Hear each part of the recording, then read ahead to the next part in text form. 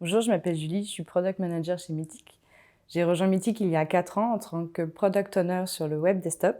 Et il y a 2 ans, j'ai changé de poste pour le poste de Product Manager d'une tribe. Donc une tribe est composée de 2 squads. Et dans chaque squad, on a l'ensemble des plateformes Mythic, à savoir iOS, Android, Web App Mobile et Web Desktop.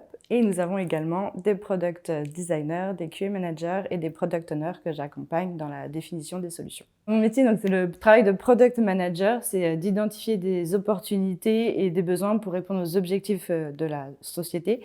Et ce qui est génial chez Mythic, c'est qu'on a plein de moyens et d'outils pour affiner, dérisquer ces opportunités et valider nos hypothèses. Par exemple, on travaille beaucoup avec nos utilisateurs pour leur présenter des concepts ou des parcours qu'ils pourront utiliser plus tard pour récupérer leur feedback, comprendre leurs freins et de construire finalement ce produit avec eux. On a également toute la partie analytics qui va nous permettre de suivre nos KPI de succès, d'identifier des tendances de comportement. Et avec l'ensemble de ces sources, on va pouvoir créer ce qu'on appelle des personas. Donc ça va être les différents types d'utilisateurs et leur comportement en fonction de leurs besoins, les déclencheurs et aussi les freins, ce qui nous permettra avec la team de créer le meilleur produit pour nos utilisateurs. Depuis quelques temps, dans les tribes, on a testé une nouvelle méthode de test and learn.